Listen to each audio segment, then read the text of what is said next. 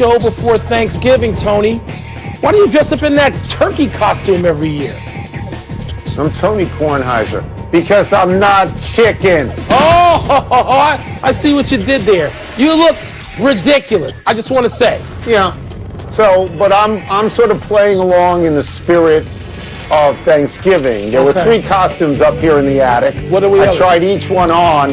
This one actually was best. What were the other So you can imagine how terrible the other. What else? They were terrible. No, they were all turkey costumes. Okay. I mean, people know. They've watched me for years. They know I'm a turkey. Welcome to the PTI Thanksgiving special, my fellow poultry. In today's episode, we talk college football playoff rankings, the apparent start of the college basketball season, and of course, our turkeys of the year. Thank you so much. But we begin today with Tom Brady throwing a late interception that took Tampa Bay out of play to beat the Rams. The Rams won 27-24, and Jared Goff was more productive than Brady. This is the 3rd time this season Tampa Bay has lost a primetime game. Wilbon, is the headline that the Rams won or that Brady and the Bucs lost? The Rams won. Nice job, Rams. Now get out of here. So we can deal with what I thought about last night. I watched that game. There were 2 thoughts I had. One, when the Rams settled for a field goal late to give Tom Brady a chance to win, I even tweeted out stupidly, you left the Golden Boy too much time. And the second thought I had was when the Golden Boy, the GOAT, threw the interception, my thought was, what is Anthony Kornheiser going to say? What sloppy, slurpy excuses is he going to make now for Tom Brady and Tampa Bay losing? He and all the people of his ilk at every network, including this one, who have assured us that the Buccaneers, led by Tom Brady, are going to be in the Super Bowl. What silly, baseless excuses will they offer up now? The floor is yours. Thank you very much. You're welcome. The hatred you have for Tom Brady oozes out of every pore in your body and has for years. You know why you hate him, and I know why you hate him. Give so us don't your say excuses. anything other than you hate him. Let's hear your excuses. Well, let's deal with this for a second. Let us deal with this. The headline, of course, is Brady and the Bucs lose. It's not Bucs lose because nobody cares for 30 years that the Bucs lose. Tom Brady got there. That is the testament to how great Tom Brady has been over the course of his career that he gets the headline. Now, I am one of those people who thought that they would make the Super Bowl. I've said it a bunch of times, and I'll say it again because I concede it. I don't think that's going to happen now. I look at Tom Brady, and I no longer think he's championship quality. There are some games when he's very good, but you have to be consistent for championship quality. And honestly, what I'm seeing now, Mike, and what others are seeing now, is how he was the second half of last year. And that's just, it's not good enough, and I am surprised because they've got a wealth of offensive talent there. They really do, and he's not getting them the ball. Tony, you know what strikes me most about this? And you can say I hate Tom Brady all you want. Tom Brady's the GOAT. What do you do? See, I don't need convincing to So say what? that. He's the GOAT. You hate him. You All hate right? him No, personally. I don't. I love to see him play. It's sad to me you love to make that fun of Tom him when he Brady. loses. Yes, I do. Just like you make fun of people you allegedly love. I like to make fun of him just because it makes fun of all you people who slurp. But when Tom Brady last night, I thought he was going down the field. I know you thought he was going down the field. He threw a pick a pass that didn't even need to be thrown. Terrible. You've got 2 minutes. You don't need to throw that pass. But Tony, more than that, now when there is a pass rush, when there is pressure coming, he bails in less than 2 seconds. He's not going to, and by the way, he's 43 years old. I get it. He's not going to stand in there anymore and look for that throw because he's going to throw it at the feet of the nearest eligible receiver so he doesn't get a grounding penalty. Wow. But no, that's not Super Bowl quality, and it wasn't in week 1 or 2 or 3. It wasn't when they lost to the Bears. It wasn't when they got their butts kicked 38-3, and it wasn't last night. But it took some of you so long to pay attention. No, let's be a little bit fair. Just be fair in your criticism. Everybody didn't slurp Tom Brady, and a lot of people, as soon as they lost to New Orleans, certainly for the second time, said this is not going to work. New England is far more diminished without Tom Brady than the Bucs are diminished with Tom Brady, but Tom Brady has not been what I thought he would be there. And I looked for an analogy to make, and I will make it with a guy, one of the very few athletes worthy of being in the same sentence with Tom Brady, and that is Michael Jordan. Michael Jordan with the Wizards. He was good. He wasn't very good. He wasn't great. Right. And that's where Tom Brady is right now. Yeah. That's where he is. And they are in the same sentence, and deservedly so. They are, but It doesn't look good the rest of the way. We'll see. Maybe he can rebound and you They guys have can get back to Kansas City next. No, they have Kansas City next. Kansas No, City that doesn't look like a win. No. The first college football playoff rankings come out in about 86 minutes, Tony. The top 4 are expected to be, everybody knows this, Alabama, Ohio State, Notre Dame, Clemson, in whatever order. But there's a lot of intrigue a little lower on the board with a group of 5 unbeaten programs, including a scholastic utopia, Northwestern. Tony, who could you see actually sneaking in or dropping out of the Final 4 in the coming weeks? So let's say, first of all, that these Final 4 are absolutely perfect right now because they represent college football. They have the Midwest and the South, and everybody would be happy with this. Who is in the most jeopardy? Alabama has some jeopardy because they got to play Florida. Florida is really good. But even if Alabama loses and loses close, the SEC often gets 2 teams in. Notre Dame is in jeopardy. They got North Carolina, which was ranked as high as 5 fairly recently. They get Clemson again. If Clemson batters them, they are likely out. But if they beat Clemson, Clemson is definitely out because that's 2 losses, even without Trevor Lawrence for one of them. I think Ohio State, I hate to say this as much as I love Northwestern, I think they have the cleanest path right now. Tony, so do I. So we're talking about who goes out. I mean, I think Notre Dame is the team that could be. I think Notre Dame has a real tough matchup this Saturday with North Carolina. I'm not saying yes. I know they're favored and all that, and then they, if they get another shot at Clemson, not Saturday. It's Friday. It's Friday. That's right, Friday. So Tony, Friday. Notre Dame, I could see slipping out. I don't think Alabama's going to lose to Florida at all. So I think Alabama and Clemson are in much greater position than Ohio State. As much as I would like to say, oh wait, they're in some jeopardy. Tony, Ohio State look unbeatable with the rest of that schedule. But if Notre Dame drops out, it leaves a spot for one to move up. That one for me right now, looking in, would be Cincinnati, a team the last few weeks I've started to watch. I mean, their quarterback, the way they play, they've been able to come back from a deficit. They've been able to be front runners and step on you. I think Cincinnati is the team that could go in if Notre Dame or anyone else comes out. Yeah, see, I see no particular movement for Cincinnati or Brigham Young. Cincinnati is in Ohio. They rank far below on the ladder, Ohio State in Ohio, so they don't give you geographic anything.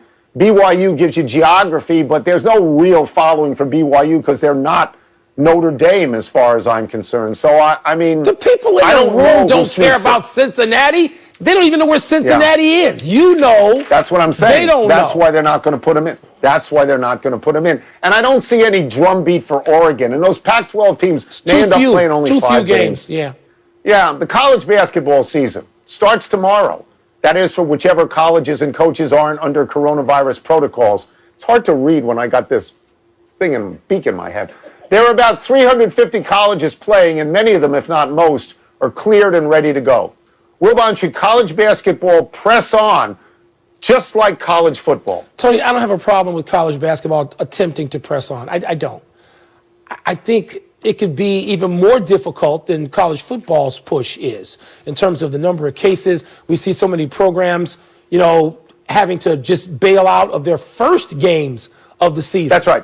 And so I think of the suggestion that Rick Pitino, hard to say Rick Pitino of Iona, but Rick Pitino of Iona made a couple of weeks ago when he said, let's play this later and get to May Madness. I'd be okay with that too. And Tony, it may get to that. But to answer your initial question, no, I don't have a problem with colleges and the leagues they play for trying to do everything, though I have serious doubts.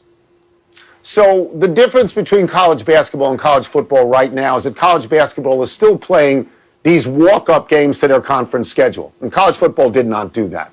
There is no particular reason to play these early tournaments there's no reason for Syracuse to play Bryant. There's no reason for that. So you would say only league games, you would go to that? I would go to that because I think what you have with so many teams dropping out of these initial tournaments and other teams being readjusted in, it's like those UFC fights where the day of, they just put another guy in there. There's a new guy. You'd never heard of this guy before, but the other guy was unqualified or disqualified. Climbs into the octagon. Let's go.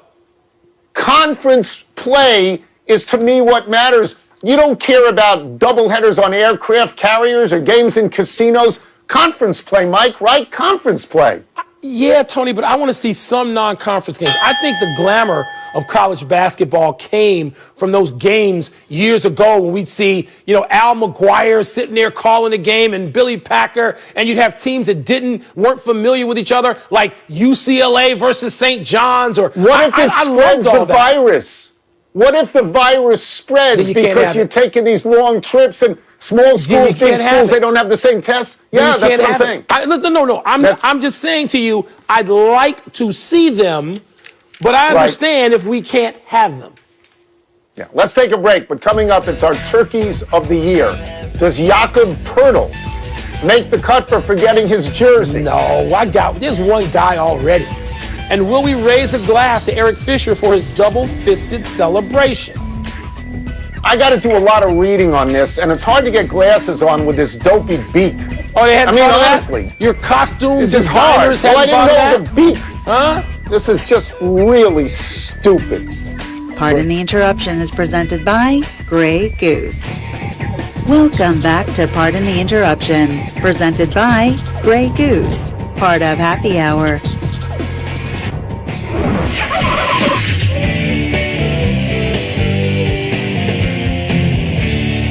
It's time to baste ourselves in our Turkeys of the Year. Wilbon, tell them the criteria. Criteria?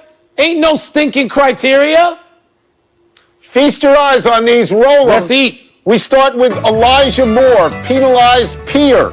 Scores a touchdown, lifts his leg, gets flagged, they move the yardage back, they miss the extra point, lose the game. Good job. That's funny. I like that move. Deontay Wilder, costume complainer. He loses the fight. Then he says it's because his outfit weighed 40 pounds and it tired him out before the fight. Stick your head through a towel like Mike Tyson. I mean, that thing was beautiful. The costume was, Javon but a lot. Saint assaulter. Chicago wide receiver punched the Saints DB 2 times in case you missed it the first time. Wilbon, defend your boy. He's in the Final Four. I can't defend. He's in the Final Four of this turkey shoot. Kofi Coburn, ref rocker, Illinois center, celebrates an and one, lays out the ref. Oh, that hurts.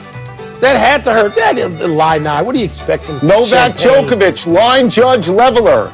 We all remember this from the U.S. Open. He got DQ'd. Managed to stay in the French, though, in a similar deal. He's in the finals, Final Four, Tony. Joker for that act. Josh Donaldson, hostile home run hitter. Hits it out, but he's steamed at a strike call earlier in the at-bat. Pushes dirt all over the plate, gets tossed deservedly. Nah, it wasn't egregious enough to be a Turkey of the Year. It was just sort of stupid. Cole Calhoun, baseball butter. Gets caught in a rundown, uses his head to deflect the throw, gets called out deservedly. That's better than Reggie Jackson. Didn't Reggie Jim Crane, insincere apologizer. Listen to the Astros owner. We had a good team.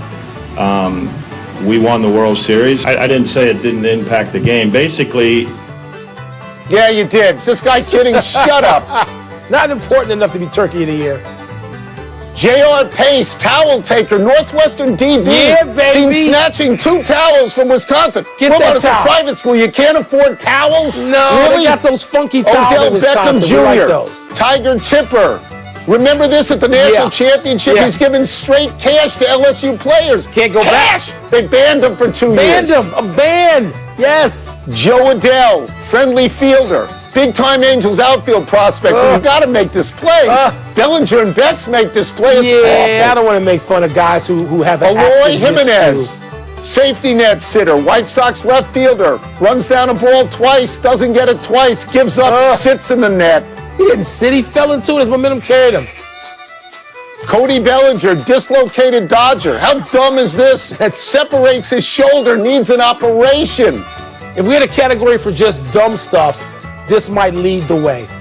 Brad Marchand, shootout shanker. He whiffs. He overskates the puck. It's amazing. He's usually in this montage because he licked someone. Licking makes you Turkey of the Year. Bobby Edwards, accidental assister. He's a goalie. Tries to keep the ball in play. It's soccer. He ends up looking like an idiot. What can I tell you? You just want to take a shot at a soccer player. Get out of here. Yeah. Back at the slurping Mike Brady. McCarthy, Dallas deceiver. Let's go to the tape on this. This is his introductory press conference. I told Jerry I watched every play of the 2019 season, but I wanted the job. So I haven't watched every play of the season.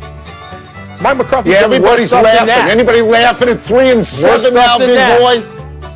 I don't think so. Tom Brady, fourth down forgetter. Admit it, you hate him. You do. Everybody knows it. No, but was he four? 4 fingers. 3 for the Falcons. Scream at some more Onsides, onlookers. Remember this kick? They didn't get on it. Derelict defenders. They become the first team ever to lose 2 15-point leads in the fourth quarter, and strategically unsound scorers. That's the Todd Gurley situation. Let's get to Todd. What are you doing? What are you running in for? Show me Arthur Blank. Show me dancing on the sidelines, Arthur Blank. Tell your defense to do some work. Get in the end zone. Get fantasy owners their points, why don't you? There he is. There's my boy. And finally, Wilbon, your boy, Kevin Cash, ace remover. Ding, ding, you still ding, blame ding. him, right? We have a like winner. him the best. Kevin Cash. He's your winner. He might be your winner next year. That's how ridiculous that move was to remove him from that game, Tony, to remove Blake Snell. So my winner was Cody Bellinger, actually, and then my second guy was Deontay Wilder. Because it's just dumb. Kevin Cash. It's dumb. That's it. Kevin Cash retired the award. Let's take one last break, but still to come, the Rays. Talking to the Rays, lose one starter, they could trade away another. Maybe your boy. Should we really believe that everything is good between John Wall and the Wizards? Why don't we make this the Kevin Cash Turkey Award? Just retire him. Put a Kevin Cash jersey on a big fat turkey. Is presented by Grey Goose. Drink responsibly. Part of Happy Hour. Happy time, people. Happy 82nd birthday, Oscar Robertson. For people of a certain age, like mine, the Big O may well be the greatest all-around basketball player ever. He controlled the game like no other big guard. He could handle, he could pass, he could score, he could rebound, he could defend. What else is there? A 3-time National Player of the Year in college at Cincinnati. Olympic gold in Rome. NBA champion in Milwaukee. If you round up, Oscar averaged a triple-double for 4 NBA seasons. Everything Magic Johnson was, Oscar Robertson was 25 years earlier. Oscar and Baylor, Tony, are the 2 guys who are not praised enough. People don't revel in their greatness enough as far as I'm concerned. I was a little kid, but when Oscar was with Milwaukee and playing with Al Cindor, then Jabbar, that's when my father started saying, sit down, shut up, Oscar Robertson. I know he felt a lot of the ways that you do about the Big O. Happy anniversary, Doug Flutie. On this day 24 years ago, Flutie won his second of 3 Grey Cups, the Canadian equivalent of the Super Bowl. Flutie was the Grey Cup MVP 3 times, the CFL MVP 6 times. He was named the top player in the history of the Canadian Football League. He won the Heisman at Boston College. He has maybe the most famous pass in college football history. Played 1 year in the USFL, then 4 years in the NFL, where Mike Ditka referred to him as Bambi. 8 years in the CFL, 8 more in the NFL, including a Pro Bowl season in 1998, and retired at 43. Tony, is Doug Flutie your favorite college football player of all time?